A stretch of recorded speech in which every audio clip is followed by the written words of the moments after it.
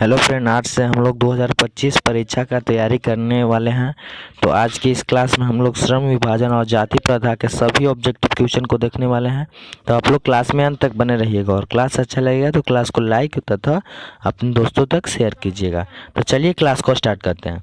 तो हमारा सबसे पहला क्वेश्चन है कि श्रम विभाजन और जाति प्रथा के लेखक कौन है। तो लेखक है भीमराव अम्बेडकर। कौन है? भीमराव अम्बेडकर। याद रखिएगा, लेखक है भीमराव अम्बेडकर।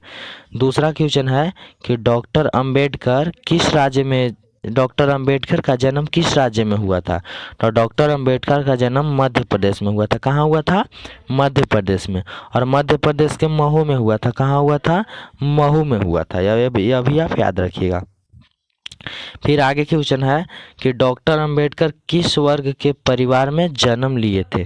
तो यहाँ आंसर हो जाएगा दलित वर्ग। क्या हो जाएगा? दलित वर्ग। याद रखिएगा, दलित वर्ग। यहाँ पर थोड़ा ऑप्शन उटपटा हो गया है। दलित वर्ग इसका आंसर हो जाएगा। क्लियर है? इसका आंसर दलित वर्ग हो जाएगा। तो आगे क्वेश्चन है कि विडंबना का अर्थ क्या होता है। विडंबना का अर्थ क्या होता है। तो विडंबना का अर्थ उपहास होता है। क्या होता है? उपहास होता है। याद रखिएगा, विडंबना का अर्थ उपहास होता है। और यह क्वेश्चन आप बहुत खास करके याद रखिएगा क्योंकि सबसे ज़्यादा वीवीआई ऑब्जेक्टिव वीवीआई है। फिर अगला क्वेश्चन है कि सच्चे लोकतंत्र का पर्याय क्या है।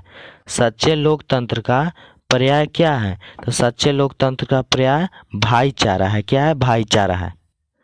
फिर आगे क्वेश्चन है कि डॉक्टर भीमराव अंबेडकर के प्रेरक व्यक्ति कौन थे। तो डॉक्टर भीमराव अंबेडकर के प्रेरक व्यक्ति ज्योतिबा फूले थे। कौन थे? ज्योतिबा फूले थे। याद रखिएगा आप। फिर अगला क्वेश्चन है कि आधुनिक मनु कहा गया है। तो आधुनिक मनु किन्हें कहा गया है। तो आधुनिक मनु भीमराव अंबेडकर को ही कहा गया है। किन्हें? भीमराव अंबेडकर को। याद रखिएगा आप। फिर अगला हमारा क्वेश्चन है कि संचालित शब्द का शब्दार्थ क्या होता है। तो संचालित शब्द का शब्दार्थ प्रवाहित होता है। क्या होता है? प्रवाहित। याद रखिएगा, प्रवाहित होता है।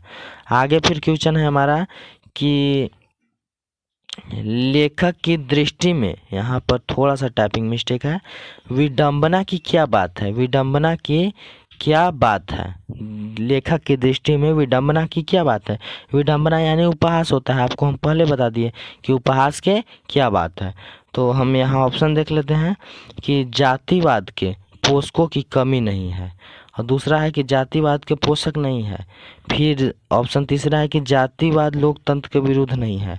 और डी ऑप्शन है कि नॉन ऑफ दीज। तो इसका आंसर हो जाएगा ऑप्शन नंबर ए कि जातिवाद के पोषकों की कमी नहीं है। याद रखिएगा आप। फिर अगला क्वेश्चन है कि लेखक क्या है।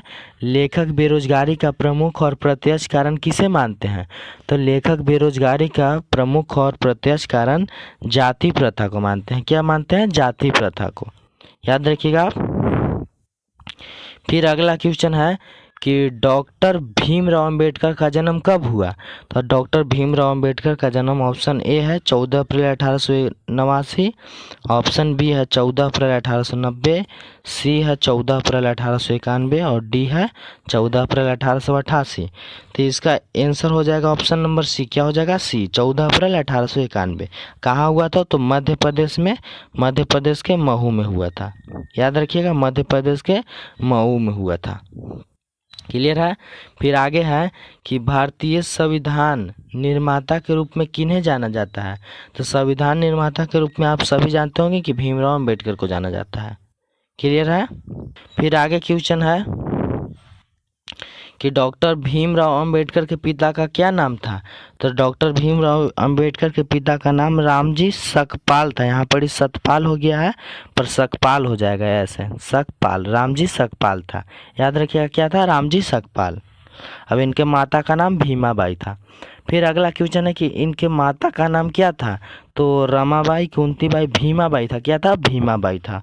और इनके पत्नी का नाम पूछिए तो पत्नी का नाम था रमाबाई। क्या था? रमाबाई। इनका शादी 1904 ईस्वी में हो गया था। 1904 में हुआ था इनका शादी।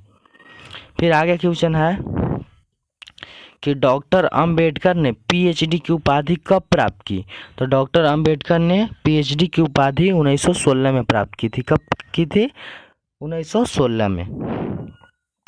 फिर अगला हमारा क्वेश्चन है कि the caste in India where mechanism किन की रचना है। तो यह रचना भीमराव अंबेडकर की है। किसकी रचना है? भीमराव अंबेडकर की। फिर अगला क्वेश्चन है कि भीमराव अंबेडकर की मृत्यु कब हुई। तो 1956 में हुई थी। कब हुई थी? 1956 में। और कहाँ हुई थी? तो दिल्ली में हुई थी। कहाँ? दिल्ली में हुई थी। आप ये अभी क्वेश्चन याद रखिएगा, 1956 दिल्ली में हुआ था। फिर लास्ट क्वेश्चन है कि डॉक्टर भीमराव अंबेडकर की मृत्यु कहाँ हुई? तो दिल्ली में। कहाँ हुई थी? दिल्ली में। तो दोस्तों आज का यह क्लास आपको कैसा लगा? उम्मीद करता हूँ कि आपको क्लास अच्छा लगा होगा। क्लास अच्छा लगा होगा तो क्लास को लाइक कीजिएगा और चैनल को सब्सक्राइब कीजिएगा। तो मिलते हैं अब अगले क्लास में। धन्यवाद।